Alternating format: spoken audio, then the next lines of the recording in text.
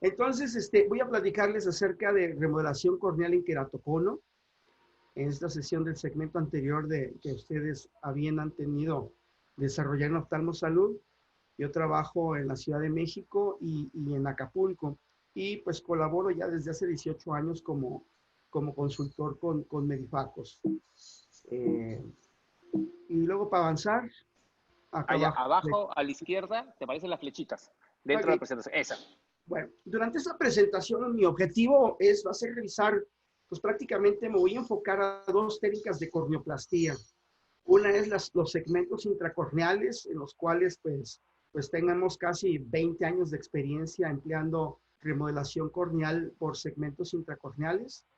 Y en segundo lugar, voy a tocar muy brevemente la contraparte, que es el crosslinking. No obstante, el crosslinking por sí solo, como sabemos, pues no tiene efecto refractivo en queratoconos significativos. Si bien es cierto, puede reducir entre una dioptría a 2 dioptrías el poder corneal central, y lo mismo en el componente esférico de la refracción, pues muchos pacientes con crosslinking solo no es suficiente para rehabilitar a los pacientes. De tal manera que me voy a enfocar en la segunda parte de la presentación a hablar de la asociación de la PRK con crosslinking, las distintas modalidades de tratamiento, e incluso casualmente en este mes en la revista de ARVO de abril, de la ASCRS, la revista de American Cataract and Refractive Surgery de este mes, salió un editorial acerca si es válido o no hacer cirugía refractiva en pacientes con queratocono. Entonces voy a platicar acerca de lo que ahí se contempla en la segunda parte de la presentación. Pues tenemos como corneoplastía al conjunto de procedimientos que nos permiten como cirujanos poder remodelar la córnea para evitar procedimientos más invasivos como el trasplante lamelar o penetrante. Sus objetivos son mejorar el desempeño óptico, la refracción, mejorar la topografía corneal, y también se ha demostrado en distintas publicaciones la posibilidad de que también se reducen las aberraciones. Entonces, como métodos de corneoplastías tenemos los métodos mecánicos, como los segmentos intracorneales o la cirugía incisional, los bioquímicos, el crosslinking y la queratoplastía conductiva, y los mixtos. Por ahí existió un procedimiento ya abandonado donde se usaba microondas. Avedro intentó este procedimiento para remodelar la córnea sin tener que utilizar radiación ultravioleta o un Excimer. La ablación por Excimer y los inlays también son considerados como métodos mixtos. Entonces, la situación es que yo tuve la suerte de hacer mi fellow hace ya 28 años de córnea y segmento anterior en Estados Unidos, y solo había trasplante de córnea, o lente de contacto o trasplante de córnea. De tal forma que, pues hoy en día, los segmentos intracorneales y el crosslinking solo son en asociación, junto con otras alternativas como los lentes intraoculares fáquicos o incluso la facomulsificación refractiva, pues todos en conjunto pueden de alguna manera resolver los dos problemas del queratocono. Uno es la remodelación corneal y dos de la parte refractiva. ¿Por qué, por qué pensar en corneoplastia? Pues como me tocó en la vieja guardia, hicimos muchos trasplantes penetrantes. Antes teníamos un volumen significativo de trasplante de córnea penetrante, y aún haciendo DALC, todos los años tengo que resolver un caso de este tipo. Casualmente es el sábado a las 5 de la tarde, cuando está jugando tu equipo de fútbol preferido, te hablan por teléfono porque tu paciente se pegó en el ojo en un trasplante penetrante o en un DALC, y como sabemos, nunca la interfase donador-receptor va a ser lo mismo. Y he visto esto en innumerables ocasiones, porque le pegó la novia un balonazo, estaba jugando con el niño, lo cargó y le dio un manotazo. He visto cosas increíbles de cómo se revienta un trasplante penetrante aún 10, 15 años después de haber hecho la cirugía. En ese caso, es un paciente que perdió lente intraocular, vitrio, el iris en un golpe nadando, le dio un cabezazo del lado contrario, un jugador que invadió el carril y reventó todo de tal forma que tuvimos que hacerle implante de iris artificial, de Optec, válvula y retrasplantar para poder resolver este caso. Entonces, pues como sabemos, los trasplantes de córnea pues no están libres de complicaciones y para mí pues es una motivación buscar hacer corneoplastía con los procedimientos que estamos contemplando para evitar estos riesgos. Pues queratocono, como ustedes saben, fue escrito hace más de 150 años por John Nottingham, como en un tratado que hablaba sobre la córnea cónica, y parece sorprendente que sin tener microscopio o tener alguna ayuda, una lámpara de hendidura, solamente con una lupa, él se dio cuenta de la presencia del cono y algunos hallazgos clínicos él los empezó a describir sin tener pues ayudas ópticas. Y a partir de ahí, pues hay por ahí vi un paper que publicó por ahí Luisito sobre un análisis de todos los estudios que hay en el análisis de los implantes intracorneales y que harás un hacer esta revisión que hiciste. Pero hoy en día los avances relacionados a la cirugía refractiva por no tomar aquellos pacientes de susceptibilidad en riesgo de ectasia, pues hoy en día la necesidad de screening pues nos está permitiendo detectar casos de queratocono que muchas veces los pacientes no lo sabían. Lo voy a completar prácticamente a los métodos de corneoplastía porque pues ya hemos visto algunos webinars particularmente muy buenos de Renato Ambrosio sobre diagnóstico y me voy a concretar prácticamente al tratamiento. Por un lado tenemos la corneoplastía terapéutica utilizando el cross-linking de la colágena, los segmentos intracorneales, cuya disección puede ser hecha pues ya sea dependiendo de la disponibilidad con disección manual o femtoláser, el láser topoguided, la queratoplastia conductiva de los lentes fágicos, y finalmente dejamos los procedimientos que no son corneoplastía, como el lamelar profundo, el big bubble, el penetrante o la cirugía asistida por láser de femtosegundos para hacer cualquiera de estos procedimientos. En cuanto a un árbol de decisión de cómo o qué técnica optar, pues para mí, si tenemos un queratocono sin progresión, la agudeza visual es aceptable y no tengo cicatriz, los lentes de armazón y de contacto siguen siendo una excelente alternativa. Cuando tenemos ya una cicatriz corneal con una agudeza visual inadecuada, el DALC es hoy en día el procedimiento de elección. Si yo tengo una progresión leve, con una agudeza visual todavía que se puede refractar y es adecuada, pues el cross-linking solo puede ser una alternativa. Y bien, pues también podríamos considerar en algunos casos cuando la refracción no es tan significativa o no tenemos una córnea tan irregular, la asociación del topoguide con cross-linking, el cual puede ser secuencial, primero una y después la otra, con diferencia de tiempo, o el tratamiento simultáneo como lo es el protocolo de Atenas. Si yo tengo una progresión inaceptable, sin cicatriz, con un astigmatismo irregular, en primer lugar, los implantes de anillos intracorneales son la mejor opción. En lo personal, me voy a concretar a los anillos de esta casa comercial, que es con los que más experiencia he tenido durante estas últimas 2 décadas. Y hoy en día Keraring tiene 67 variaciones de arco y grosor, así como de zonas ópticas para poder cumplir con las necesidades de cada caso y podemos optar con mayor planes de personalización. Segmentos de esta casa comercial, tenemos segmentos de 5 milímetros y de 6 milímetros, los de 90, 120, 160, 210, 325 en 5 milímetros y en los de 6 solamente se limitan hasta 210.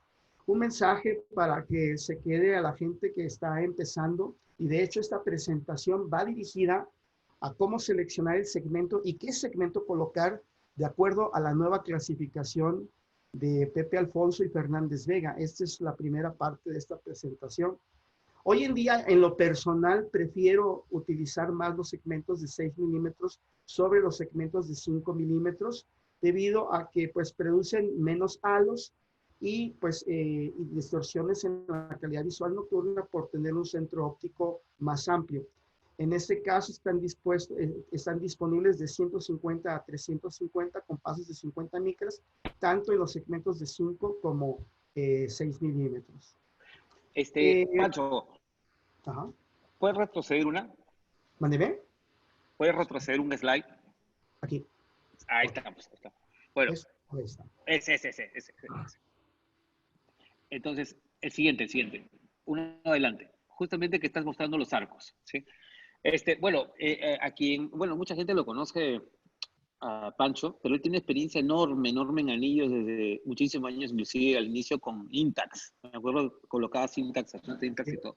Oye, preguntas, ¿sí? Este es el catálogo actual que tiene Quedarrín en general para anillos simétricos, ¿sí? Mucha gente siempre pregunta de los anillos circulares. Ellos comenzaron con 355, después 340 y ahora 325 y ya no veo el 340. ¿Puedes contarnos un poquito cuál es la razón y en qué ratos tú utilizas un circular versus un segmento? Bueno, pues sí, de eso se trata esta presentación y ahorita vamos a ir pues vamos a ir desglosando cada Perfecto. una de estas inquietudes basados en el nuevo diagrama. Vamos a ir presentando los 5 tipos distintos de queratoconos que hoy tenemos en base a su apariencia fenotípica y en dónde aplica cada tipo de segmento. Ese es el objetivo. Ya. Entonces, avanza y ahí te molestamos. Claro, ¿qué anillo vamos a poner dependiendo de las características fenotípicas del queratocono? Entonces tenemos los anillos simétricos y ahora nos metemos a los anillos o segmentos asimétricos. En cuanto a los segmentos asimétricos, los de 5 milímetros son de 160 grados de arco y tienen una progresión de 150 a 250 y de 200 a 300. Esto imagínense como una flecha. En la punta de la flecha, en el área roja, es el de mayor grosor y en la base de la flecha es la zona de menor grosor. En este caso hipotético de 150 o 150, yo tengo 250 aquí y 150 acá.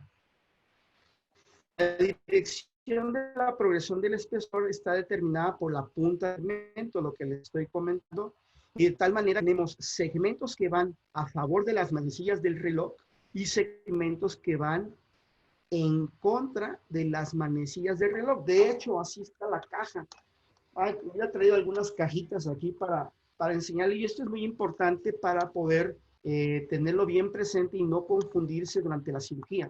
Al principio, cuando empezamos a usar este tipo de segmentos, pues existía la controversia, particularmente con algunos colegas de la Paulista, ¿dónde va el mayor grosor? Nosotros pensábamos que el mayor grosor, pues obviamente por leyes de espesores, tiene que ir en el área topográfica más elevada para poder producir más remodelación. Y vamos a observar algunos ejemplos al respecto. Por otro lado, ese tipo de segmentos, pues de alguna manera se utilizan para fenotipos irregulares, como son los descritos por Pepe Alfonso desde hace ya algunos años, como son el snowman, el pato y el croissant. Entonces, también vamos a contemplar varios ejemplos de estas características y dependiendo del fenotipo, qué tipo de segmentos son los más recomendables para cada caso topográfico. Donde también tienen que ver, como vamos a ver a continuación, la concordancia, los ejes topográficos refractivos y el coma, la apariencia y la apariencia de la imagen topográfica, así como el poder corneal. Esos son los 3 elementos determinantes más significativos para poder seleccionar el mejor segmento. Y finalmente tenemos, estos son los últimos segmentos, o los penúltimos segmentos que se desarrollaron en esta empresa, se llaman arcos sinusoidales de 330 grados. Tenemos un arco sinusoidal AS5 330, que a pesar de que es de 5 milímetros, en realidad es de 5.7 milímetros en el ápice. Tienen espesores progresivos de 150, 250 o 200, 300. La dirección del espesor es más delgada en las puntas, lo amarillo es delgado y lo rojo es más grueso. Así que en este caso hipotético tengo 150 micras de grosor aquí y 250 acá. Y tengo otro tipo de segmentos que se llaman los ASD, que son sinusoidales, y estos son 150, 250, 150 o 200, 300, 200. La dirección del espesor es más delgada en los extremos, tanto en las puntas como en el centro, y más grueso en los lados. Y ahorita vamos a presentar algunos ejemplos de dónde es recomendable este tipo de anillos de tipo sinusoidal. Esta diapositiva es cortesía de un buen amigo, Delso Bonfante, es un colega a todo dar que se encuentra en Brasil, en la ciudad de Chapeco, Brasil. Quizás él fue el primero que probó este tipo de segmentos y me compartió su experiencia inicial hace un par de años para también colocar ese tipo de segmentos en una situación muy especial. Si tú te recuerdas, Luis, hace 15 años Sí. solamente teníamos los puros segmentos de 160 grados de arco y solo salían para pacientes que tenían componentes esféricos altos, esferas de 5, 6 para arriba, con, con astigmatismos bajos. O al revés, surgieron los de 120 que son útiles para corregir astigmatismos altos y esferas bajas, pero tenías que decidir o uno o el otro. Exacto. Y después quizás utilizar un ICL para poder resolver el caso hipotético con una esfera y un cilindro elevado. Pues este tipo de segmentos vienen a darnos la oportunidad de resolver casos interesantes como este, donde tengo una refracción de casi 5,5.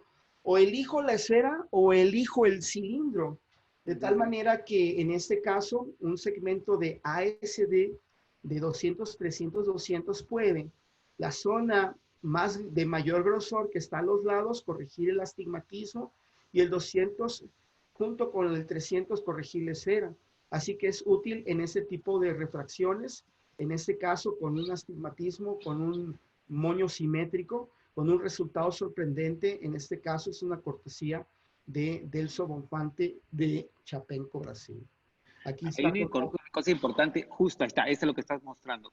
Y esto bien, a la gente que no coloca anillos o que quiere colocar más anillos, los anillos por sí circulares, ¿sí?, aplanan más el centro. Y los segmentos de por sí, depende del eje donde lo coloquen, por supuesto, corrigen más el astigmatismo. Entonces, lo que decía justamente Pancho es que teníamos una o la otra, ¿cierto? En este caso, tienes un mayor espesor a los lados, que eso va a ayudarte a corregir el astigmatismo, y a la vez el circular, que te va a ayudar a aplanar el centro y disminuir la esfera, en este caso la miopía. Bonito caso. O sea, claro, ese caso no podíamos hacer mayor cosa que poner, yo hubiera puesto, por ejemplo, ¿qué pondría? Quizás un 120, ¿sí?, bajar el astigmatismo y lo demás con un lente fáquico. No tenía otra opción. Así se manejaba anteriormente este Sí, tipo sí, de ya, buenísimo, buenísimo. Entonces, pues sí, vienen este tipo de segmentos sinusoidales, nos vienen a dar una respuesta particularmente a estos casos donde antes no teníamos que ofrecer. Y finalmente, Pancho, una pregunta, justo antes que se te vaya este slide, el doctor Artigas pregunta, ¿es posible implantar manualmente o con Fento este anillo específico, o los anillos circulares de por sí? fíjate que últimamente he estado viajando a otras partes del país a poner segmentos con algunos colegas que así lo solicitan.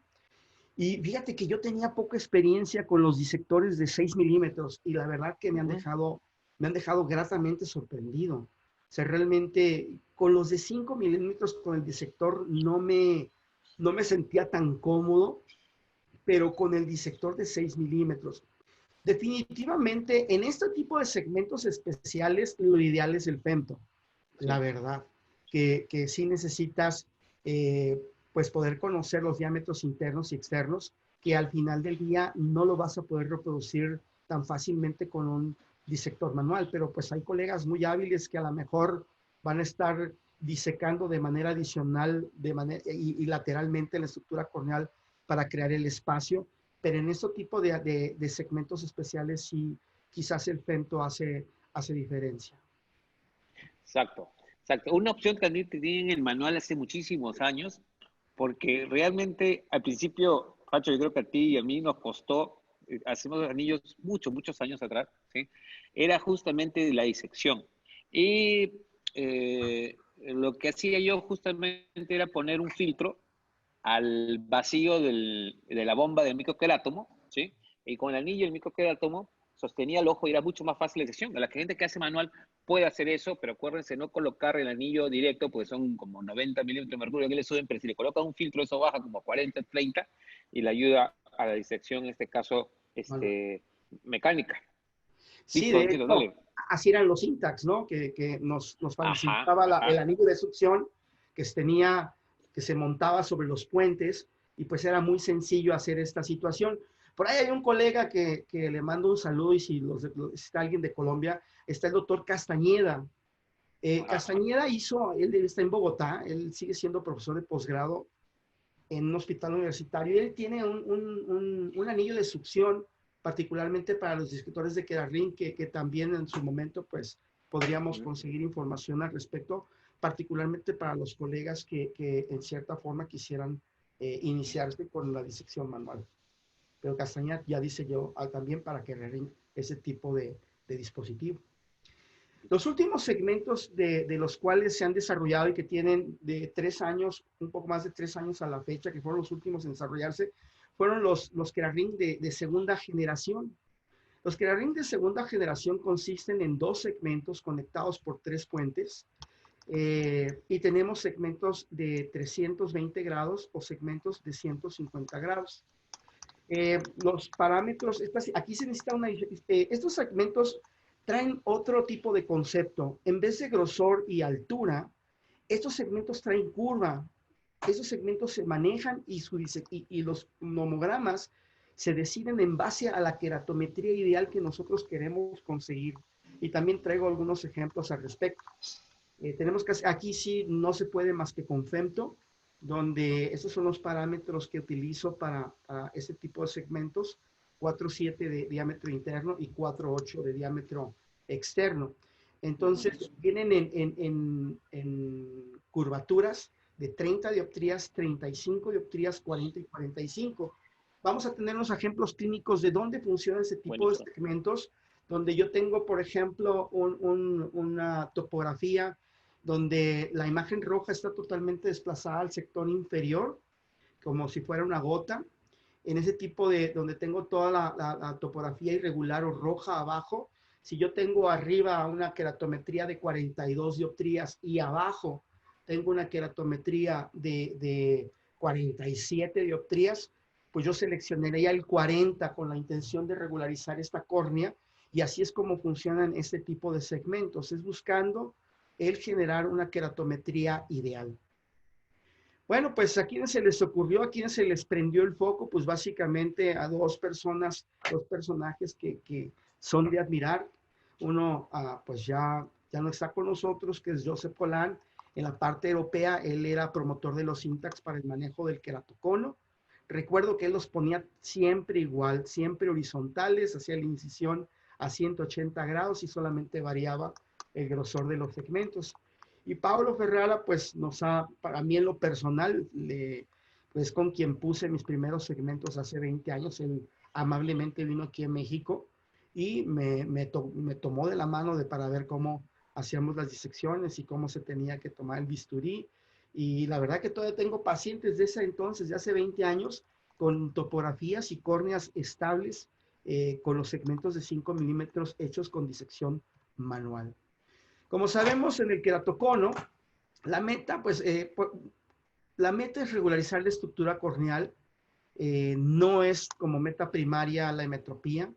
La principal indicación es la visión inadecuada por lentes de contacto, la intolerancia para aquellos pacientes que tienen rosácea crónica o que tienen alergia significativa y que tienen, conjuntivitis por papilas gigantes que de plano les damos los antialérgicos y pues no mejoramos o que ya se hicieron sensibles a las soluciones por lente de contacto y que tengan estromas corneales transparentes. El implante pues va a depender de la disponibilidad de la tecnología, los anillos a utilizar pues basados en los nomogramas y pues necesitamos equipos de imagen diagnóstica para poder de alguna forma hacer el protocolo del tratamiento y qué segmentos vamos a utilizar.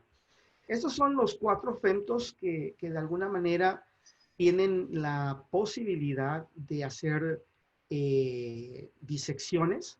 He tenido la suerte de utilizar los 4, tanto el Zimmer como el Intralace, el F200 y el Visumax. En lo personal, pues tengo mucha más experiencia usando el Intralace. Para mí era muy sencillo Ha sido muy sencillo en Intralace. Mis nomogramas de disección de diámetros internos y externos es muy sencillo. No tiene tantas variables como lo tiene el Zimmer. El F200 en lo personal, mis resultados no son tan reproducibles porque los que han utilizado esa tecnología, cuando hacemos el docking y la aplanación, tenemos que sacar todo el menisco lagrimal. Entonces estamos generando unas hiperaplanaciones y esas hiperaplanaciones en un cono moderado significativo lo desbalancea y generalmente terminamos con una ablación o una disección del túnel de forma ovoidea. Y el Visumax, pues yo no sé si en este instante ya tenga XY para poder centrar. Hace tiempo que no lo uso, pero cuando lo usé sé que hay un microscopio que sirve para hacer el centrado y el otro para hacer la disección. Y si no caíste perfectamente en el sitio del centrado, tienes que desensamblar el docking y volver a regresar para poder hacer el túnel. Los túneles son buenos porque tiene interfase curva y no necesita de alguna forma hacer tanta aplanación y sacar el menisco lagrimal. En el Intralace y el Zimmer, de alguna forma, cuando se hace el docking, la aplanación, no necesitamos sacar todo el menisco lagrimal. Basta tan solo tener una área de cristal contactante superior al diámetro de los anillos para que avance el láser, no así como es el F200. Y yo creo que la principal virtud del Zimmer definitivamente es la OCT online, ¿no? Como en este caso que habíamos calculado una profundidad muy cercana al endotelio y pues obviamente suspendemos el procedimiento y reprogramamos 30, 40 micras arriba.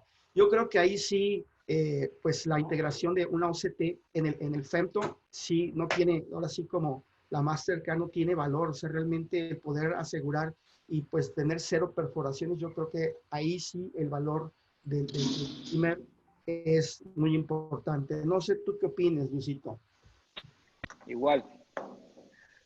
Para mí también es súper, yo lo realizo de esa manera, ¿sí? Mira, ya no se cayó alguien en la cocina. Ok, bueno, pues vamos a adentrarnos a lo que es el nomograma 2018. Este es un plan quirúrgico basado en algoritmos específicos para cada tipo morfológico de queratocono y severidad. ¿A qué se parece ese cono, no? Si es un pato, si es una mala de cangrejo, si es un nipple. Este nomograma incluye nuevos criterios para la selección de zona óptica, eje de implantación y tamaño, y incorpora los nuevos anillos asimétricos y los arcos, como tú dices, largos. Los datos necesarios para el plan quirúrgico son la topografía corneal de 4 mapas, el tomógrafo ya sea Pentacam, Galilei o el tomógrafo de su elección, axial, elevación anterior, el Bedsphere Sphere posterior, el mapa paquimétrico. El mapa laverométrico es importante específicamente en la coma horizontal y vertical, la refracción subjetiva con el cilindro negativo máximo, la agudeza visual con y sin corrección, diámetro pupilar, la visión potencial con lentes de contacto y agujero estenopeico, la técnica quirúrgica de selección y evidentemente la clasificación morfológica del queratocono de Fernández Vega y Alfonso. Tengo la suerte de Panchito, conocer... Antes que se nos escape, ¿puedes regresar uno? Mira, esta es una de las cosas que siempre preguntan muchas veces. Y ¿qué haces tú tú te guías por el eje topográfico o en algunos casos te guías por el eje cromático cuando coinciden, no coinciden? Justamente hay unos trabajos de eso que no sé si lo vas a presentar, Vamos pero para allá, ¿qué haces vamos tú? a verlo con Vamos para allá. ejemplos, vamos a hacerlo con ejemplos prácticos y pues es en el escenario donde tengo yo queratoconos donde los ejes no son concordantes. Okay. Hay parcialmente concordantes y no concordantes. Entonces, ahí se decide el comático. Hay veces que el eje comático coincide con el refractivo y no con el topográfico. Y particularmente es en ese tipo de casos donde seleccionamos el eje comático. Vamos a ver ejemplos clínicos de este escenario. En el año 2006 me invitan esta empresa a platicar con Pepe porque pues Fernández Vega no creía en los segmentos intracorneales. Entonces, en un congreso nacional que fui invitado allá a Las Palmas, de Las Palmas, fui a visitar a Pepe, y en esa ocasión, pues operamos como 15 segmentos, y él se quedó gratamente sorprendido de los resultados al día siguiente. A tal grado se han quedado sorprendidos que hoy en día quizás es la clínica que más segmentos intracorneales coloca en Europa, y son los promotores y precursores de la clasificación que vamos a hablar a continuación. Esta clasificación está basada en patrones fenotípicos, y tenemos que tomar en cuenta 5 características. ¿Dónde se localiza el cono en relación al mapa de curva posterior? Lo que tú estás platicando, o la inquietud o duda, la relación entre los 3 ejes principales diagnósticos: el refractivo, el topográfico y el comático, la ortogonalidad del astigmatismo, su simetría y pues obviamente el aspecto topográfico o el patrón fenotípico. Vamos a platicar rápidamente de estos 5 elementos que nos ayudan a clasificar cada tipo de segmento o de patrón fenotípico. La localización del cono es la distancia del centro del ápice del cono en el mapa de elevación posterior, como puede ser en el Pentacam o en el Galilei. Es central cuando se encuentra dentro de 0.75 milímetros del centro. Es paracentral cuando se encuentra de 0.76 a 1.80 milímetros del centro. Y es pericentral cuando a 1.81 milímetros por fuera del centro en el mapa de elevación posterior. Ese es el criterio 1 de localización del cono. El criterio 2 de la clasificación es la relación entre los ejes, la divergencia en el plano del eje refractivo, el plano del eje topográfico y del eje comático. Ahí en estas 3 líneas, blanco, negra y rojo, tenemos pues esquematizados el eje topográfico, el refractivo y el coma. El primer tipo es coincidente, cuando los ejes pues no varían más allá de 30 grados entre los 3 ejes, topográfico, refractivo y comático. Los no coincidentes, cuando tenemos una falta de coincidencia del eje comático en relación al refractivo y el topográfico, que van de 31 a 60 grados. Y el perpendicular, que es totalmente no coincidente, donde tengo que el eje comático y el refractivo están por un lado, y a 90 grados prácticamente en este ejemplo está el eje topográfico. Entonces, este es uno de los elementos que va a determinar dónde vamos a colocar el segmento en base a la amplitud que tú planteabas. Muchas veces en este tipo de casos ya empezamos a pensar en el eje comático, pero definitivamente en el caso de la relación perpendicular, el eje comático es donde vamos a colocar el segmento. La ortogonalidad es la angulación entre los lóbulos del astigmatismo. Es regular si tenemos 20 grados, dentro de 20 grados de regularidad, y es irregular como en este pato, donde tengo más de 20 grados de irregularidad en cuanto a la ortogonalidad del astigmatismo.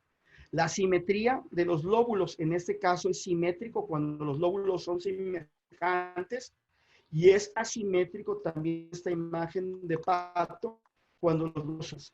Y finalmente tenemos los 5 fenotipos: el croissant, el pato, el muñeco de nieve, el pezón y el corbatín demonio. Vamos a poner ejemplos de cada uno de los tipos de conos, ¿no? Empecemos con el tipo de croissant. En este caso, la localización en el mapa posterior de la elevación es paracentral o pericentral. La relación entre los ejes es coincidente dentro de 30 grados, los 3 ejes, refractivo, topográfico y el comático. La ortogonalidad es irregular, el astigmatismo es simétrico. Y el criterio de primario para implantar los segmentos es el astigmatismo topográfico o refractivo. El que sea mayor de los dos es donde vamos a ubicar nuestro segmento. En este tipo de escenarios podemos, dependiendo también de la magnitud del astigmatismo asociado, podemos utilizar un solo segmento cuando el astigmatismo es hasta 5.5 dioptrías, y 2 segmentos, asociar uno de 160 junto con uno de 90 o 120 para complementar el manejo del astigmatismo. El eje de implantación en el eje topográfico, cuando la K2, la más pronunciada, es igual o mayor a 52 dioptrías, sugerimos utilizar los segmentos de 5 milímetros, y cuando la K2 es igual o menor a 51 dioptrías, podemos utilizar el de 6 milímetros, y los segmentos son simétricos en su implantación. Tal forma que si tengo un astigmatismo hasta de 5 dioptrías, con un solo segmento lo puedo manejar. Y si yo tengo más de 5 dioptrías, voy a colocar un segmento de 160 grados de arco en el sitio de mayor irregularidad, y voy a complementar con un segmento corto para el manejo del astigmatismo asociado. Aquí tenemos algo que queremos ejemplificar. Aquí tenemos una imagen en esto que es un croissant, como estamos observando. La asimetría Pancho, topográfica, ¿sí? justo. Esa es la que te iba a preguntar hace un rato, pero te dejé correr en la clase para caer, pues sabía que ya se ponía algo de esto. Eh, para todos, este croissant, ¿sí? En realidad es una degeneración marginal pelúcida, ¿sí? En la cual estamos llamando croissant como un tipo de queratocono, o tú lo estás tomando de otro tipo otra manera. Bueno, pues aquí necesitamos definitivamente conocer el mapa paquimétrico, ¿no? Si el mapa paquimétrico en la periferia, ahí después de 7, 8 milímetros, se adelgaza significativamente, pues estaremos hablando de una generación pelúcida. Pero si de alguna manera está delgado y se mantiene cierto porcentaje, que lo normal es 20, pero a lo mejor en tu Bering Ambrosio, donde se ve el porcentaje de crecimiento, tiene un crecimiento menor a la población general sin llegar a un adelgazamiento paquimétrico significativo, yo pienso que es un cono periférico y no un... Ok, eso es interesante. La característica, ya sea en este caso, también se comparte entonces la del astigmatismo contra la regla, el cono periférico con la degeneración marginal pelúcida. Mira, ahí tu caso justamente expresa eso, ¿no? Es un astigmatismo contra la regla de 250 en el pre, ¿sí? Con esta imagen en croissant como tú le describes, ¿ya? Y tu approach va a ser igual tengas una degeneración marginal o un croissant que no ha delimitado bien la paquimetría. Sí, solamente voy a tomar muy en cuenta tener un par de máquinas que me midan la paquimetría y poder colocar el segmento al 70-75% de su espesor. Ahí va a estar en una zona segura. No variaría yo la implantación. En este caso, lo que dijimos, en vez de un segmento de 160, que es lo que sugiere el homograma, nosotros utilizamos aquí un 210 con 250 micras de espesor. ¿Y qué sucedió? Pues que se regularizó de manera muy interesante la topografía. Bonito. Se volteó el astigmatismo, como estamos viendo, de 3.8 se fue a 1.8. Estábamos, como tú dices, contra la regla y se fue aquí a favor de la regla. Pero en este paciente obtuvimos un resultado refractivo muy favorable y logramos los objetivos de la corneoplastía, que es mejorar la topografía, reducir la refracción y de alguna manera mejorar el desempeño visual en este tipo de pacientes. Entonces, en este caso, empleamos un solo segmento inferior, dado que no tiene tanto astigmatismo en este caso. Luego, pues vamos al cono tipo 2. El cono tipo 2, pues acuérdense que es el pato, el cual su ubicación de la zona de elevación en el mapa posterior es paracentral. La relación en los ejes ya es no coincidente. Eje topográfico del coma no coinciden. El astigmatismo es irregular en cuanto a su ortogonalidad. La simetría es asimétrico. Entonces tenemos aquí en esta imagen de patito, ¿no?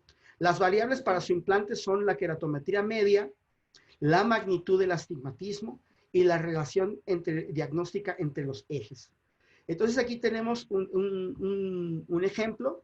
Si la queratometría es menor de 52 dioptrías, se puede utilizar un segmento de 160 grados de arco asimétrico, como estamos viendo aquí, lo que platicábamos. Ya aquí empezamos a variar los segmentos. ¿Y por qué asimétrico? Porque yo requiero hacer mayor remodelación en esta zona en comparación con la zona superior. Y aquí podemos colocar dos segmentos 160 asimétrico más un 120 grados estándar de acuerdo a la magnitud del astigmatismo. Si yo tengo hasta 4 dioptrías de astigmatismo, los Kera-Ring asimétricos de 160 a 250, en este caso, a favor de las manecillas del reloj, son suficientes. Entre 4 y 6, 200 a 300. Y si tengo más de 6, combino un asimétrico junto con uno de 120 para poder manejar el astigmatismo adicional. El eje de implantación. Si el eje refractivo coincide con el topográfico, escoger una media, una bisectriz entre ambos. Si el eje refractivo coincide con el comático, escoger una bisectriz entre ambos. Ahí es una regla para este tipo de segmentos. Y vamos a ver un ejemplo. Aquí tengo un cono en forma de pato con una refracción de 3.75, un astigmatismo elevado que va a requerir combinación de segmentos a 30 grados. Entonces, ¿qué hicimos? La incisión va sobre el meridiano más curvo, coloco un segmento asimétrico de 160 grados de arco, 200 a 300 en contra de las manecillas del reloj. Y como tengo mucho astigmatismo o cilindro preoperatorio, lo voy a combinar con un segmento estándar simétrico de 120 grados de arco por 200 micras. Este es el pre-op y este es el post-op. Entonces aquí tenemos un resultado satisfactorio al combinar los dos tipos de segmento en un queratocono tipo 2 en forma de pato, donde empleamos un segmento asimétrico para poder generar mayor remodelación en este sector, que en este sector ahorita vamos a ver el mapa de Pentacam, cómo generamos mayor remodelación en el sitio donde se encuentra la parte más gruesa del segmento. Aquí tenemos el Pentacam, el pre, el postoperatorio y el diferencial. Y vamos a ver aquí cómo en el sector superior, donde estaba el segmento en el sitio más adelgazado, bajamos de 47.2 a 44.5, o sea, bajamos 2.5 el poder en ese sitio. Pero en el sector inferior, donde yo necesitaba hacer más remodelación, de 52.3 bajó a 47.4, o sea, prácticamente bajamos casi 5 dioptrías. Entonces, este es el objetivo de los segmentos asimétricos, colocar el segmento, la mayor zona del segmento donde requiero hacer mayor remodelación. Aquí tenemos otro ejemplo de un pato. Es un pato horizontal con muchas ganas. Se le ve aquí su cabecita y su colita. Esto está un besito en la colita. Entonces, este es un patito horizontal. En este caso trae menos 250 con 4 de cilindro a 75 grados. Estoy en el límite para poder elegir un solo segmento y tengo un resultado muy satisfactorio de más 0.50 menos 0.75 a 145. Aquí vemos cómo se redujo el poder corneal por 3 dioptrías, que fue lo que se pasa ligeramente aquí en el componente esférico de la refracción, y el cilindro de 3.5 baja a 1.80. Aquí vemos cómo es un solo segmento asimétrico. Vamos a regresar. Aquí es la zona donde requiero mayor remodelación, de tal modo que utilizo un segmento, este es contra las manecillas del reloj. Aquí lo estamos viendo. Entonces, ¿por qué? Porque aquí está más delgado y aquí está más grueso. Este es un segmento de 6 milímetros, AS 150 en extremo distal, 250 en la punta, y es un counterclockwise, contra las manecillas del reloj.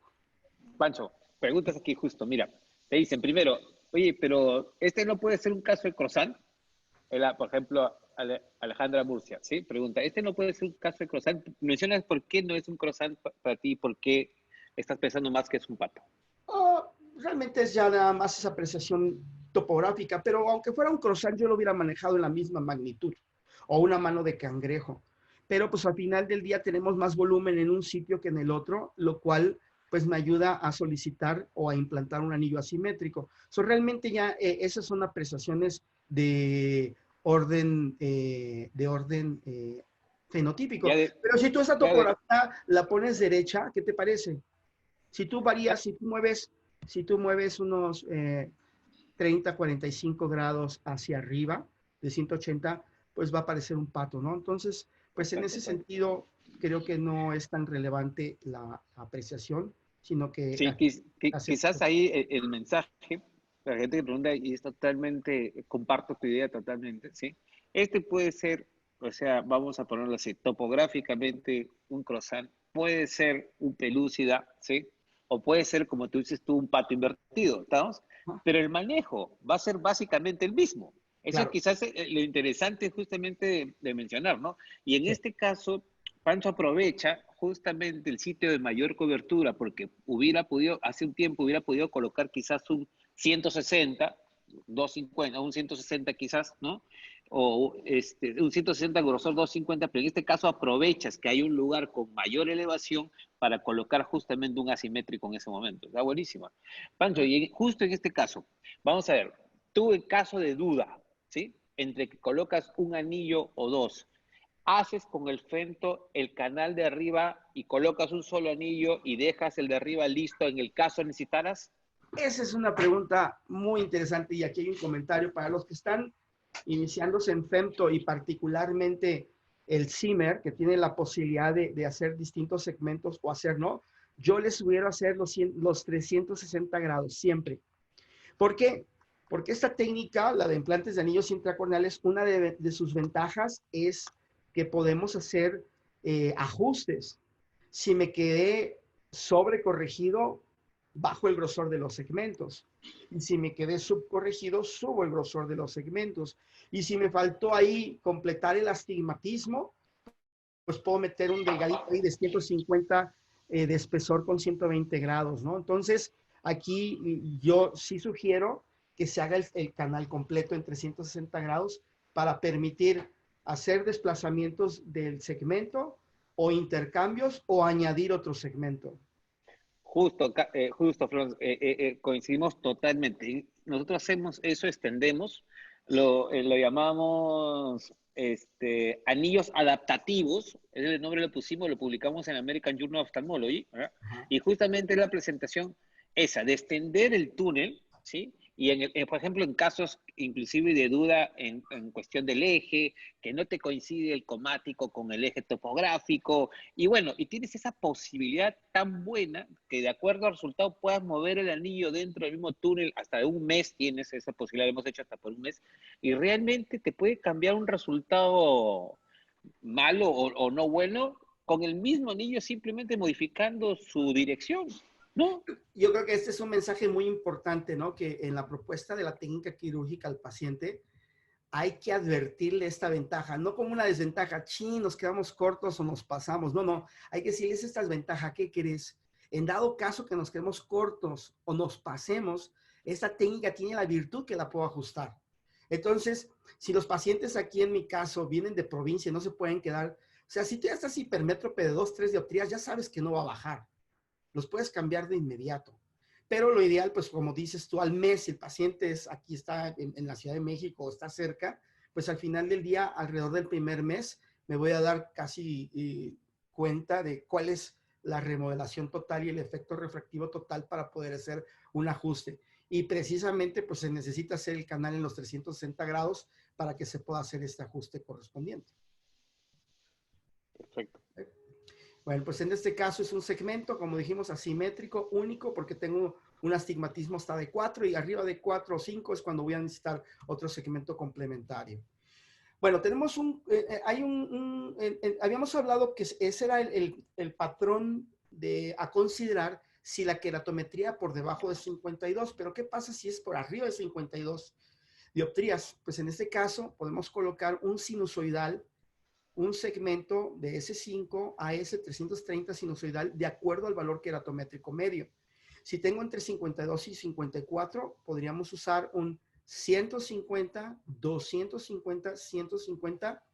Y si tengo más de 55 dioptrías, puedo usar un 200, 300, 200.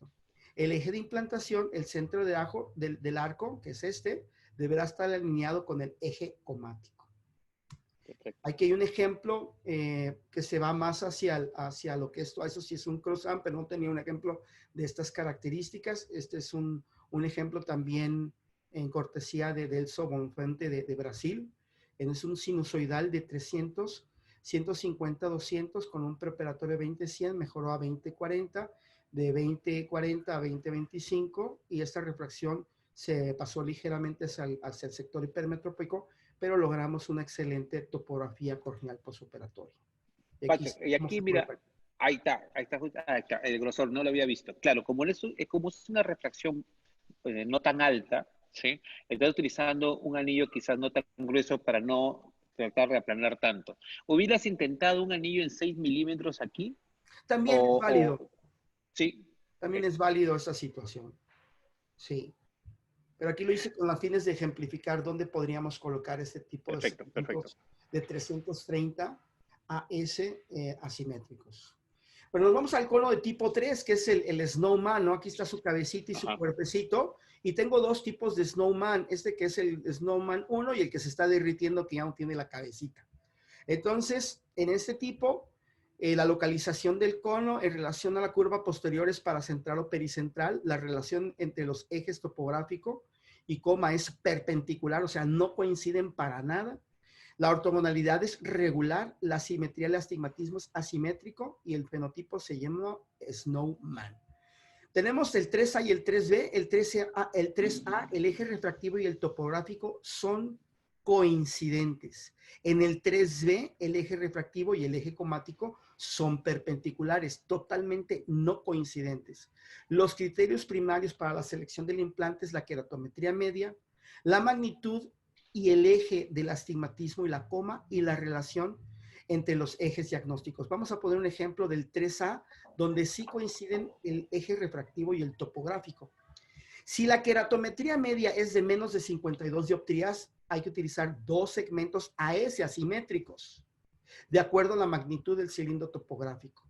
Si tenemos menos de 4, el de 160 a 250. Si tenemos alrededor de 4 o más, el de 200-300 en AS. El eje de implantación es el topográfico. En este caso es el escenario convencional. Aquí tenemos un caso de unos Kera-Ring AS de 6 milímetros, 200 en la parte distal, 300 en las puntas. Y vamos a ver por qué.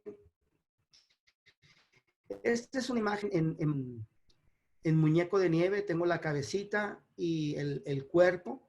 Esta es la refracción preoperatoria, 775, 625 a 30 grados y con un buen resultado refractivo y topográfico. ¿Qué hicimos? La incisión en el meridiano más curvo y colocamos dos segmentos de 6 milímetros de 160 grados de arco, 230 counterclockwise y 230 en clockwise. Entonces, en este caso, pues estamos colocando el mayor grosor del segmento en la zona de mayor irregularidad, que es la zona inferior, para poder producir mayor remodelación corneal.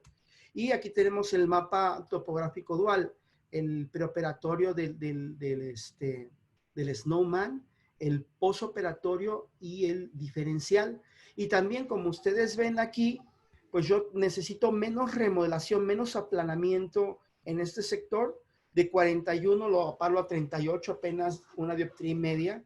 Y de 45,7 se va a 40.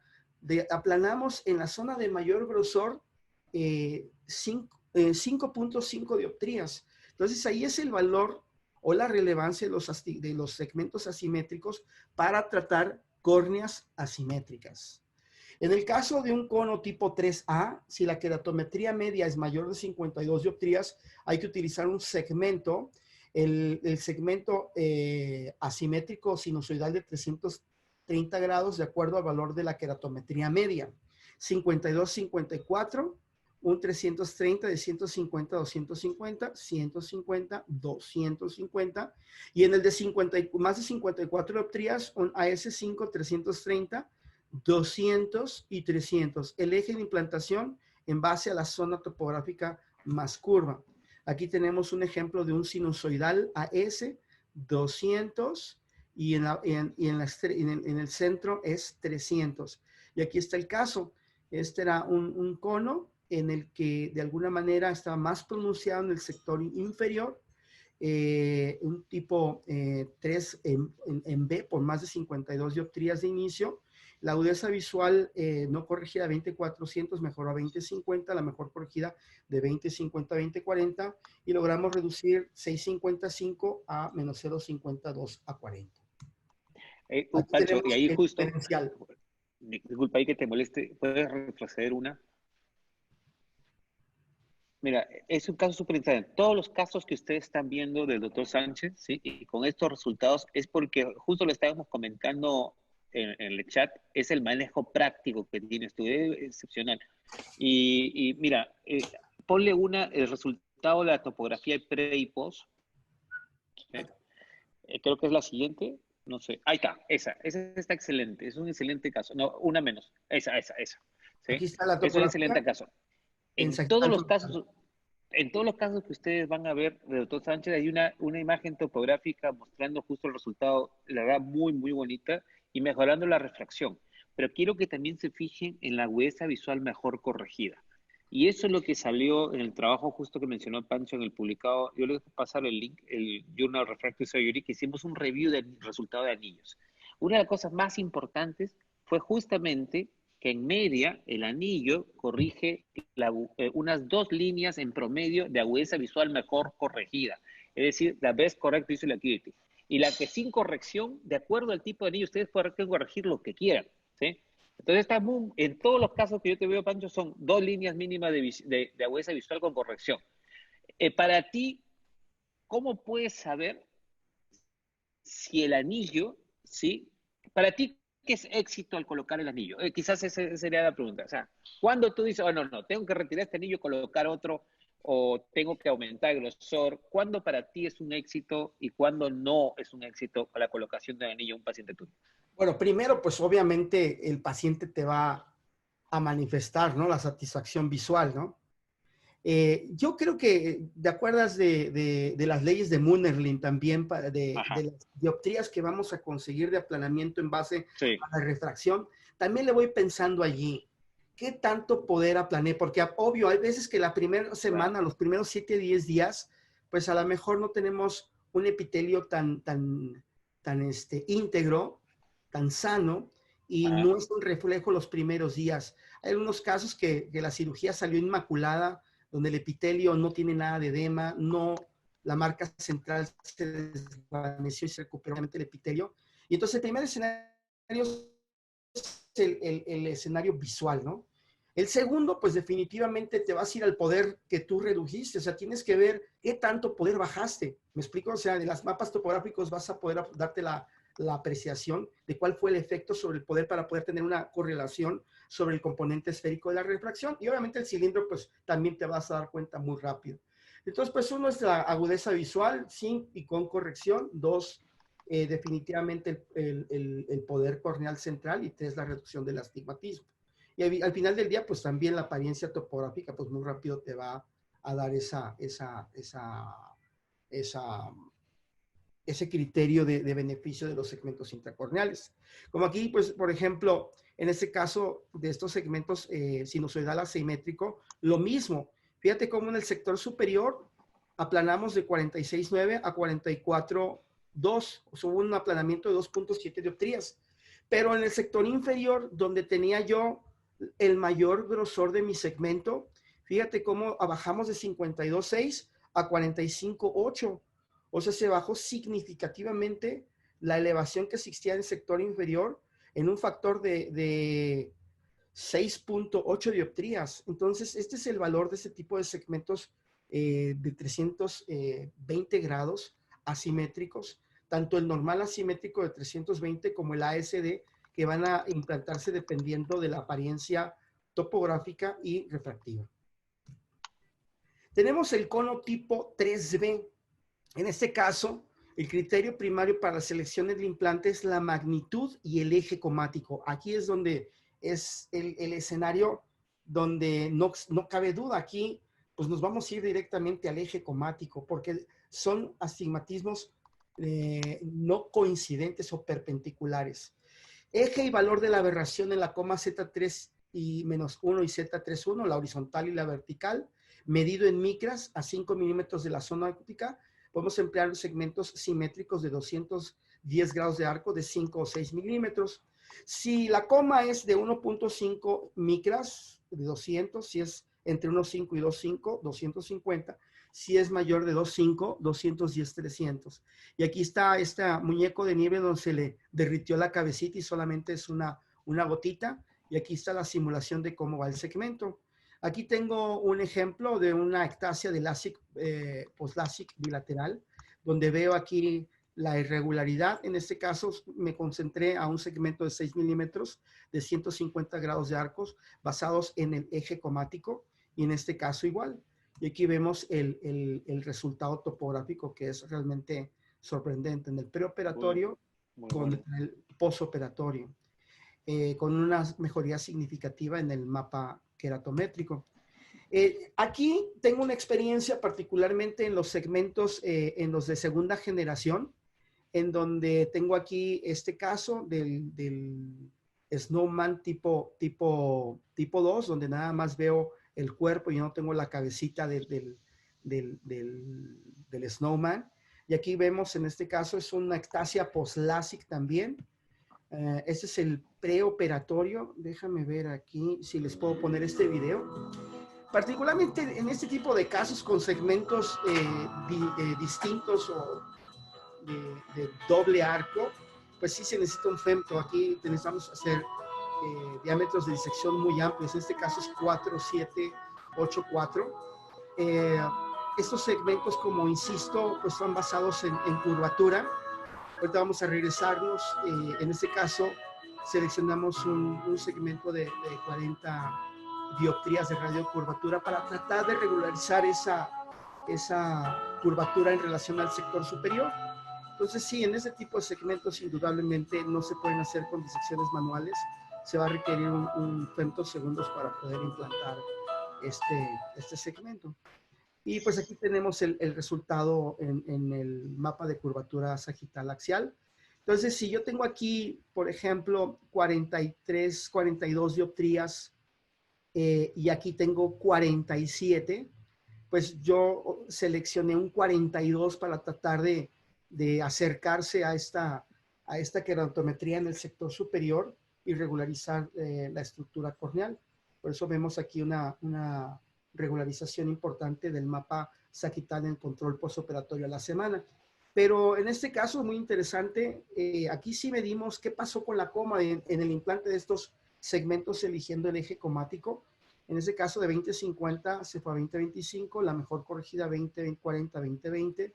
La refracción era baja, por fortuna, 1.50, 1.180, plano -1, el astigmatismo sin cambios, la paquimetría sin cambios, y la coma sí se logró reducir significativamente. Aquí vamos a ver un análisis secuencial de qué pasó con este caso donde se eligió el eje comático en un queratocono tipo 3B, un Snowman sin cabecita, donde prácticamente tengo la irregularidad topográfica inferior y donde los ejes refractivo y topográfico son perpendiculares totalmente, perdón, el eje topográfico es perpendicular al eje comático y refractivo. Aquí tengo esta coma, 3 menos 1 de 1.312, en este ejemplo de un segmento de segunda generación de 40 dioptrías. Se eligió el eje comático para implantar el segmento, no elegimos el eje topográfico. Y aquí tenemos la coma en dos dimensiones, en el estado preparatorio, que es de 1.312, aquí está 1.312, y en este caso, a los 7 días bajó de 1.312 a 0.555, aquí está 0.555, y al mes tenemos 487.487. Entonces aquí, en este estudio lo presentamos hace 4 años en el ISRS en Copenhague, donde hicimos el análisis de casos exactamente de queratoconos tipo 3B, exclusivamente donde seleccionamos el eje comático para la implantación. Y esto es lo que encontrábamos, una reducción de casi al 30%, aparte de la mejora topográfica y refractiva en muchos de estos casos, eligiendo el eje comático, se logró reducir a 1/3 la coma en ese tipo de pacientes. ¿Quedó ahí contestada esa duda, Lucho? Sí, perfecto. Y la experiencia igual con el NK, ¿sí? Este anillo de queratometría, especialmente lo hemos usado en ectasias y en degeneración marginal pelúcida, ¿sí? Y lindos resultados, o sea, el coma bajó bastante. No es un anillo para, vamos a poner, para corregir altas ametropías no, en este caso es como para tratar de moldear, como tú dices, la córnea. Es muy interesante el uso de ese anillo del NK. Ok, entonces vamos a pasar a pues, los patrones fenotípicos que son mucho menos frecuentes. Los 3 primeros tipos de fenotipos que platicamos, el croissant, el pato, el pato son los más representativos y el snowman, esos tres pueden equivaler casi al 80% de todos los conos. El snowman, el pato de nieve y el croissant. Y los dos últimos que vamos a platicar a continuación, pues prácticamente representan alrededor del 10 y 10% respectivamente. Entonces tenemos un cono tipo 4, que es el cono en forma de pezón o nipple, que es el tipo 4. Su ubicación es central en relación a el punto de mayor elevación en relación a la curva posterior. La relación de los ejes pues no es determinante. La ortogonalidad es un astigmatismo irregular, no es determinante tampoco su simetría. ¿Cuáles son los criterios primarios para la selección del implante? Pues la queratometría media y el equivalente esférico. Entonces aquí tenemos la queratometría media y la refracción del equivalente esférico. Si la agudeza visual es igual o mayor a 20/40, utilizar el equivalente esférico. Y si la agudeza visual es menor a 20/40, utilizar la media queratométrica y utilizar segmento simétrico de 325. Entonces, si el equivalente, por ejemplo, aquí es de 2 a 4 dioptrías y 48 dioptrías, el de 150, 4 a 6 dioptrías, el de 200, 6 a 8, 250 y el de 8, 300. Cuando empezamos con estos segmentos, se empezaron a usar casi de 355 grados de arco y nada más había de 200 y 300 y hace 5 o 6 años que los empezamos a implantar.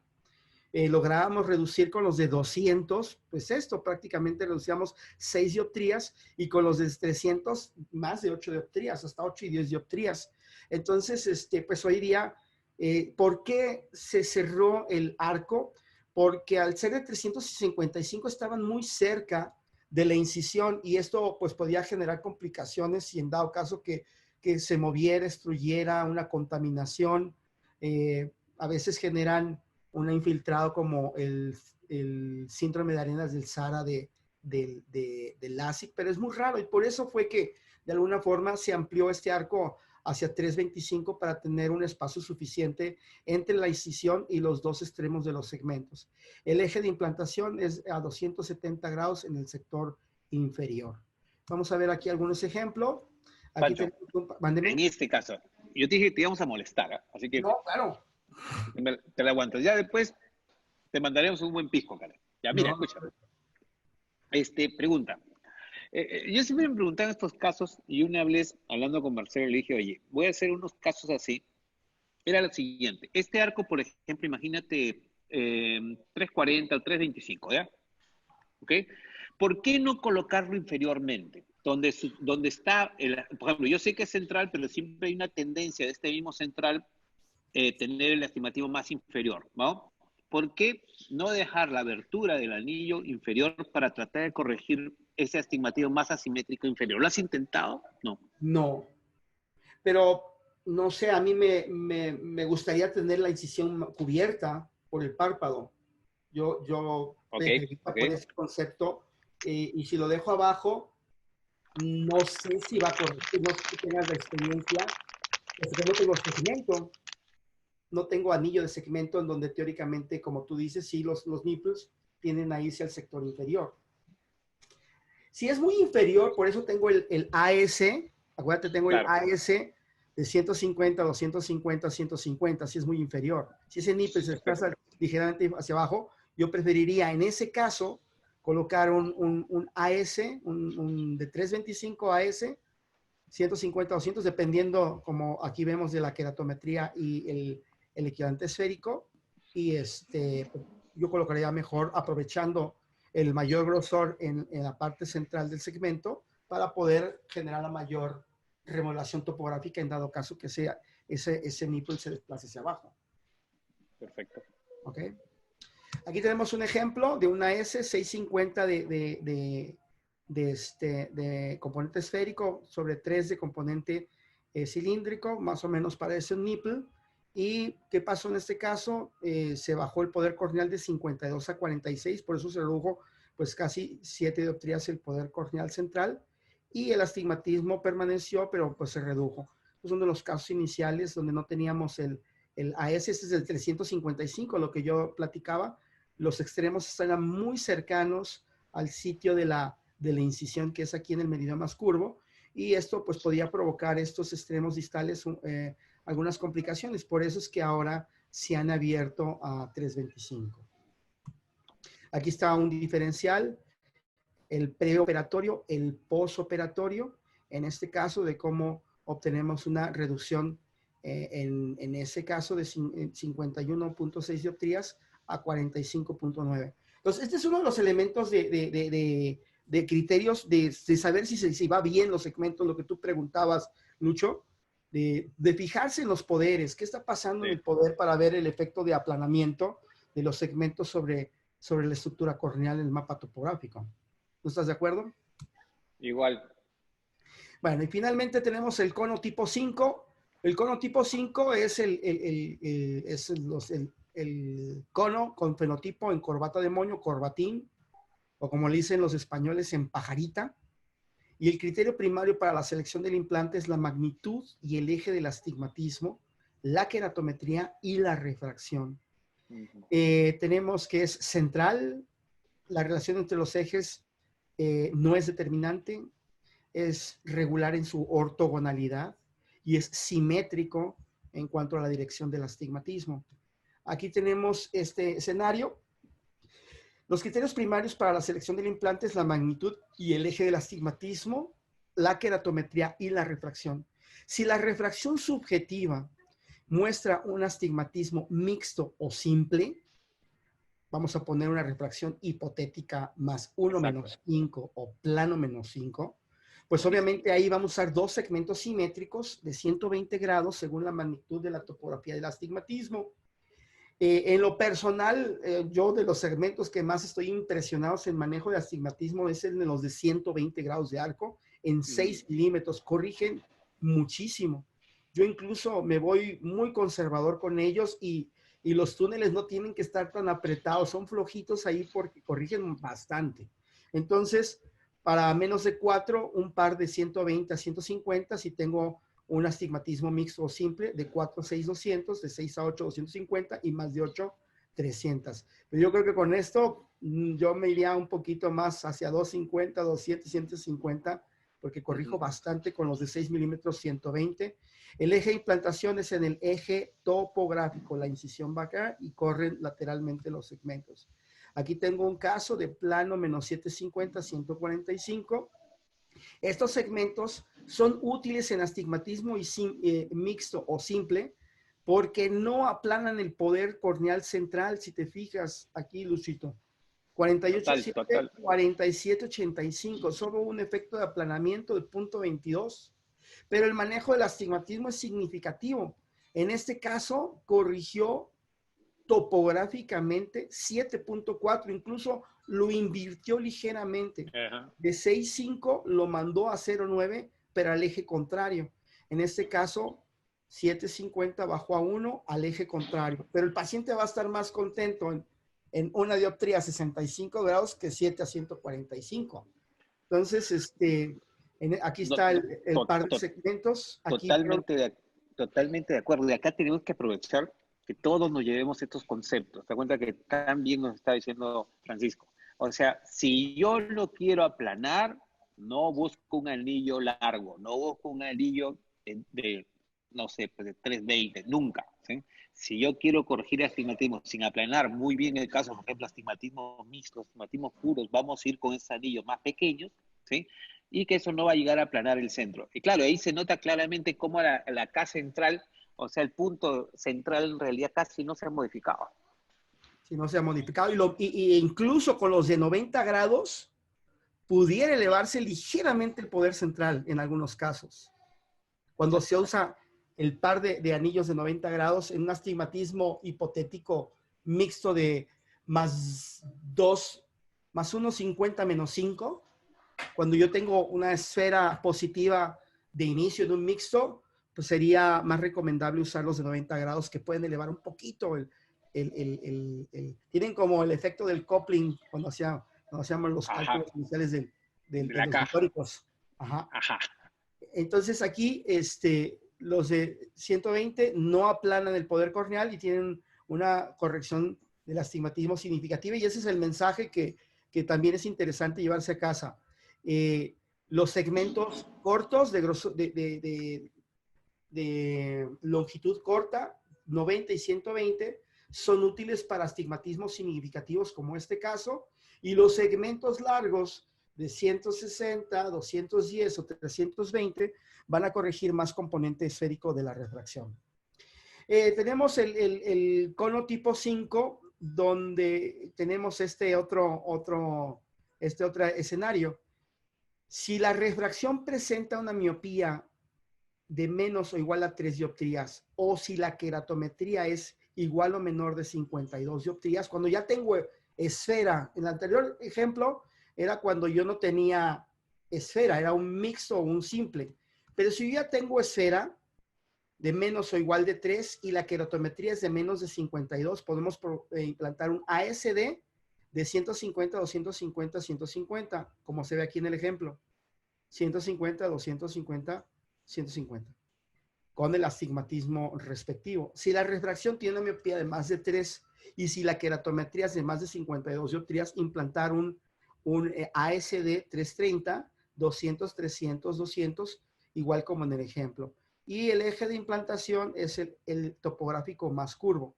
Aquí igual tenemos algunos ejemplos, cortesía de mi buen amigo Delso de Brasil, un astigmatismo miópico compuesto en el ejemplo que habíamos presentado, uno de los similares que habíamos presentado inicialmente.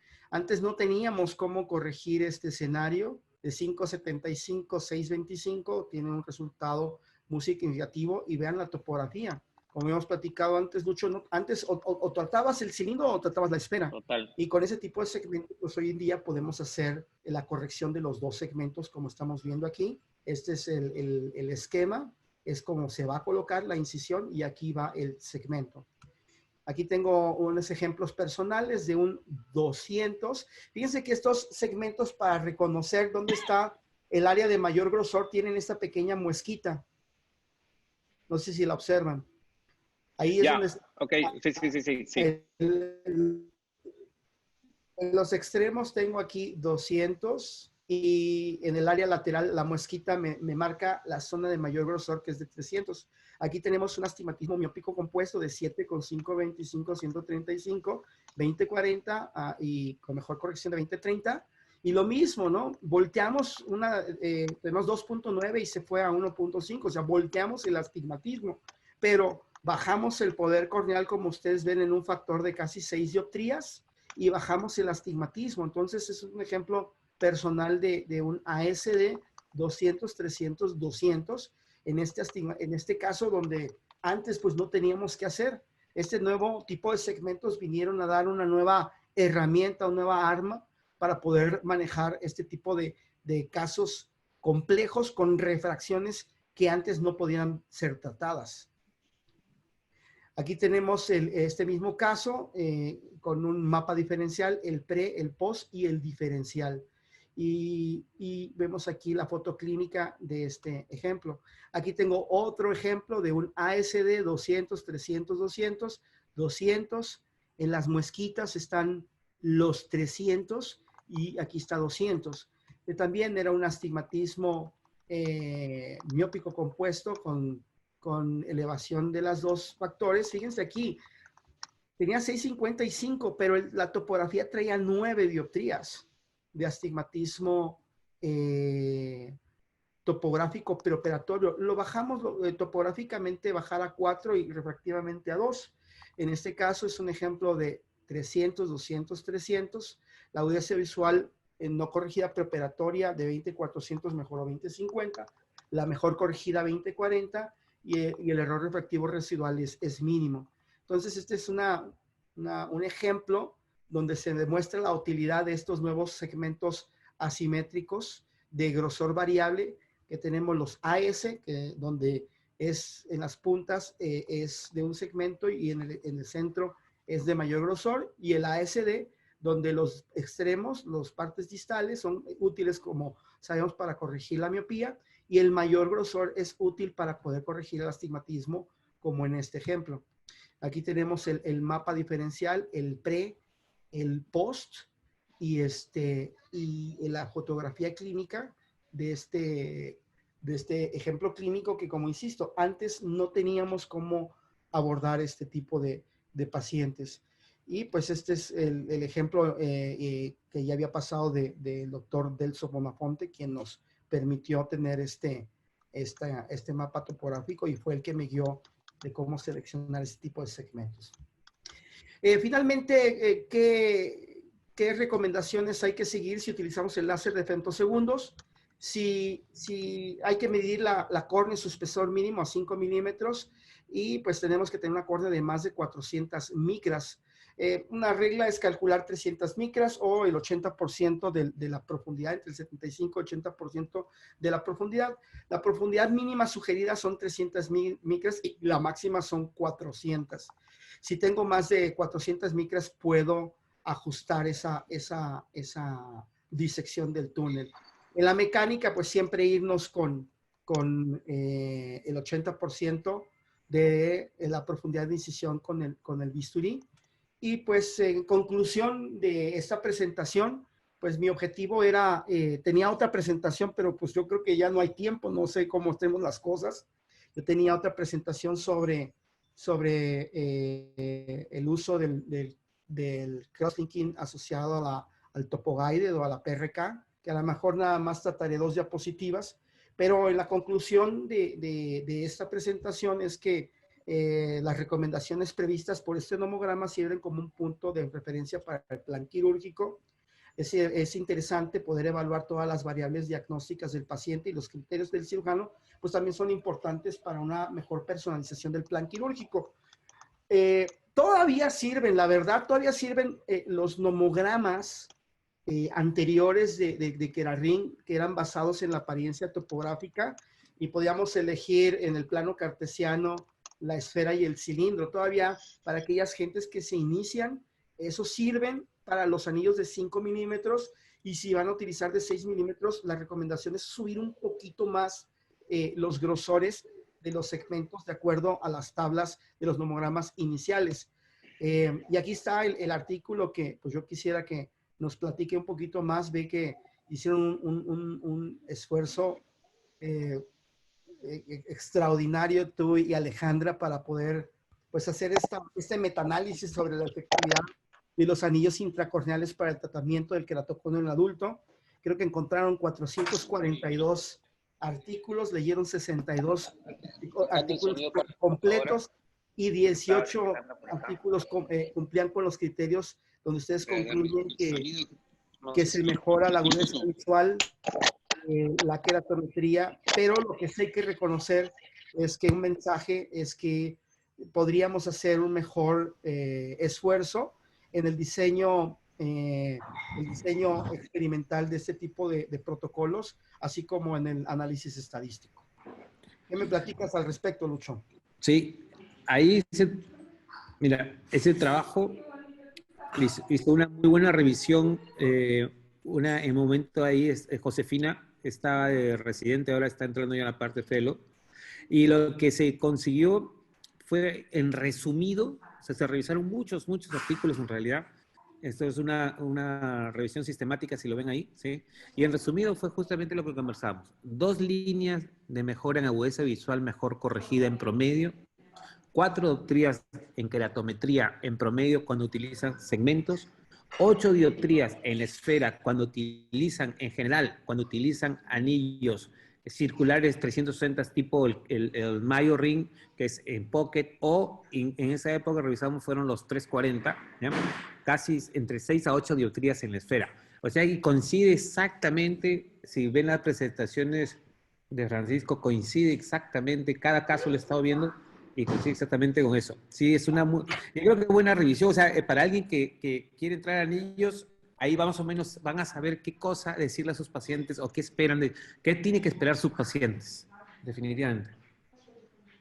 Ok. Y, Pancho, ¿te podemos comenzar a hacer algunas preguntitas por acá? Claro que sí, con mucho gusto. Ya, miren, entonces, Me has hecho, realmente, mira, sí, creo que la gente escribe solamente cosas buenas de ti, creo que no te conocen bien, ¿ya? Entonces, mira, por ejemplo, la doctora Custodio, acá de Lima, refiere que algún porcentaje de destrucción si utilizamos anillos que sobrepasen el 60% del grosor corneal. ¿Qué opinas de eso? Eh, Fíjate que en alguna ocasión hicimos una reunión en un congreso nacional entre los que colocan los segmentos de tipo manual y con femto. Y sí, en cirujanos en curva de aprendizaje con técnica manual, sí hay una tasa de extrusión de alrededor del 15% o el 18%. Y con técnica de femto es muy remoto, a menos que tengas una queratitis en el túnel, es bien remoto que se te vaya a extruir un segmento. No sé tú qué opinas, o sea, es rarísimo. Yo en bastantes miles de segmentos implantados con femto, no recuerdo más de 3 que se llegaron a extruir, pero fue en esos casos porque hubo una queratitis asociada. A un paciente, recuerdo uno muy bien, que le puse uno de los segmentos de segunda generación de los dobles en una ectasia post-LASIK. El resultado era espectacular. Tenía un queratocono en Snowman tipo 3D, en donde no tenía cabecita, nada más estaba el segmento inferior. Elegimos el eje comático. El resultado era espectacular. Y él tenía una rosácea terrible que la habíamos tratado desde antes de la cirugía, pero hizo una queratitis en el trayecto del túnel terrible que derritió el túnel y tuvimos que sacar el segmento como al mes.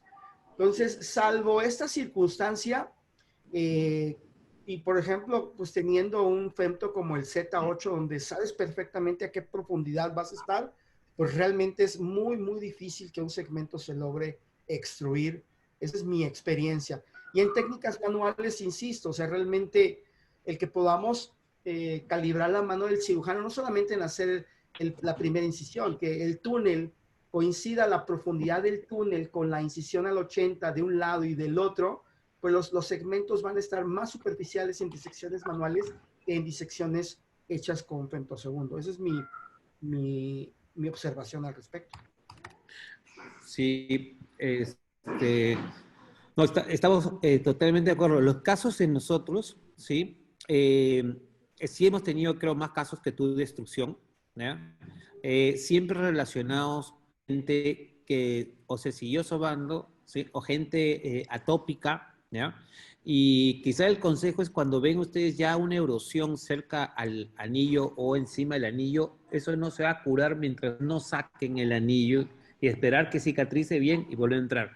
El gran peligro es que se puedan tener una infección que ya hemos tenido en pacientes en los cuales hacen la erosión del anillo y entonces esos casos tienen que tenerle mucho cuidado. No esperen que, no le va a pasar nada. No, si ya comienza a erosionar, tienen que quitar ese factor. ¿Sí? Eso está súper interesante. Oye, Pancho, otra pregunta. Dicen, en anillos circulares, ¿no? En el anillo 320, ¿tienes tú mayor posibilidad de que las puntas del anillo tengan más erosión por el efecto, no sé, pues tipo balanceo del tipo de anillo, o no has visto eso? No, Ok. no lo he visto, pero quizás en los primeros anillos que eran 355, 350, sí, sí, porque las puntas estaban muy cerquita de la incisión. Pero en los 325 ya no, o sea, realmente creo que se vino a resolver este escenario. No, no lo he visto. Y como insisto, Perfecto. realmente teniendo un femto a la mano, donde estás seguro de la profundidad de los segmentos, difícilmente voy a ver ese tipo de complicaciones. Pueden presentarse, no, no digo que no, pero es realmente remoto. Perfecto. A Mark Swanson también está por aquí. Mark pues, tiene una experiencia tremenda en anillos y más con el Intac, ¿no? De años también. Y Delso también te mandaba muchos saludos y felicitaciones, ¿ah? De Brasil. Ok. Oye, en casos en la que el valor de esfericidad menciona aquí Carlos Blanco, justo, también menciona que ha visto casos de hipermetropía con Q normales, pero a lo que estábamos justo refiriendo es en pacientes con Q normales, la esfericidad normal, con cerca a la esfera neutra, vamos a verla de esa manera, ¿sí? Y quizás yo me adhiero a esa pregunta, le voy a sumar esto. El anillo de 90 grados. ¿Te gusta? ¿No te gusta? ¿Por qué? No, no, sí me gusta. O sea, realmente esa es la utilidad para ese tipo de escenarios. Por lo que te comento, estos segmentos, obvio, solamente son útiles en astigmatismo mixto. No solamente corrigen el astigmatismo de manera importante como el de 120, sino que pueden elevar poquito el poder corneal. Yo tengo algunos ejemplos por ahí que se pueden compartir después, donde puede elevar un poco el poder de la córnea. Oye, Pancho, ¿consideras algún valor límite? Está preguntando el doctor Richard Susón. ¿Consideras algún valor límite superior de keratometría sobre el cual ya no recomiendas anillos? Pues realmente yo creo que por debajo de 60, ya de 55 a 60, ya los resultados son regularmente predecibles. Arriba de 60, la predictibilidad ya es muy difícil. Y también va otro factor, entre más delgado y más elevado sea el poder corneal, menos predecible va a ser el resultado, tanto topográfico, de elevación, como refractivo. Se pueden intentar porque, pues vamos a poner ejemplos, ¿no? Un niño con síndrome de Down que tenga un poder de 62 y que le pueda yo poner un segmento circular y le baje 8 dioptrías a esa córnea, pues creo que valdría la pena considerarlo sobre un trasplante de córnea, ¿no? Entonces, al final del día, vamos a tener que también pensar en cada caso individual hasta dónde poder subir, pero yo considero 55, 60 como máximo poder para poder implantar anillos. Perfecto. Exacto. Mira, bueno, acá te van a seguir escribiendo, así que lo que sí me han pedido es que tu segunda fase de charla, ¿sí? O no, me parece otra, invitarte nuevamente. Hay muchos pedidos de verdad, ¿sí? No te conocen bien, ese es un problema. No te conocen bien, ¿ya? Entonces, bueno, yo aquí me resta, todos lo que hacemos es abrir el micrófono. Pancho, muchísimas gracias, de verdad. Buenísima. Muchas gracias. Linda charla. ¿Sí? No, yo con mucho gusto tengo una revisión muy, muy completa sobre la parte refractiva del queratocono, ¿no? Durante los últimos años, eh, te he visto por allá cuando vas al Cornea Day, que es un día antes del ESCARS, pues está la escuela europea muy, muy importante con sus conceptos de PRK cross-linking y al final del día, pues no podemos dejar de voltear también a lo que se hace en otras partes del mundo. Entonces, tengo otra charla con mucho gusto, que era la segunda parte, que es una revisión muy completa y ejemplos personales de cada uno de los distintos tipos de PRK con crosslinking para casos seleccionados de queratocono que no están tan avanzados para leve y moderado y que hoy en día, pues incluso mereció hacer el editorial inicial de la revista de ASCARS, donde se revisan las principales técnicas de PRK con crosslinking de manera simultánea o secuencial. Entonces, podría ser motivo de otra presentación y pues te agradezco mucho la atención, Lucho.